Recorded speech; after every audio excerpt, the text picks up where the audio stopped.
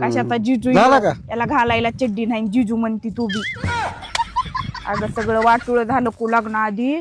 ते नव्हते का कपडे बिपडे घालायचं माझा नवरा मित्राचे. अगं एकाची गाडी, एकाचं शर्ट, एकाचं जॅकेट, एकाचा बूट, एकाची चप्पल, एकाचा चष्मा आणि एकाकडून 100 रुपये पेट्रोलसाठी ते घेऊन लाईन मारायला यायचं मला. म्हणून पटले मी. नाही तर मला वाटलं सगळं ह्याच आहे काय की एका आज एक गाडी उद्या एक गाडी ह्याची त्याची मागून आणायचं. मी म्हणायचं ह्याच्याकडून लयच मोठ्या गाड्या आहेत का काय.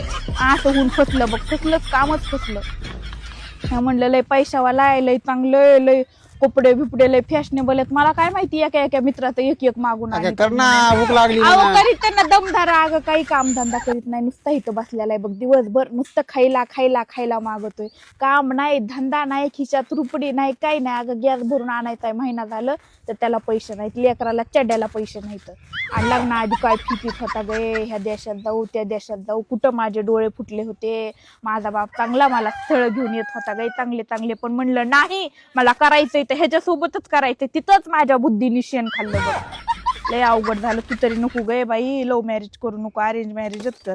अगं लग्नाला आता 2 वर्ष झाले. ते घराच्या बाहेर नाही म्हणायचं आपण रोज इकडं फिरायला जाऊ तिकडं फिरायला जाऊ. आणि 2 वर्ष झालं घरात जसं लग्न करून आणून ठेवलंय, घराच्या बाहेर नाही कुठं. साधं वडापाव खाऊ घालण्याची अवकात नाही ह्याची. नेऊ मला पिझ्झा झालं का? मला जायचंय बाहेर. कुठं जायचं? कुत्रे मारायला जायचं असं गल्लीतले. दुसरं काय काम आहे तुम्हाला?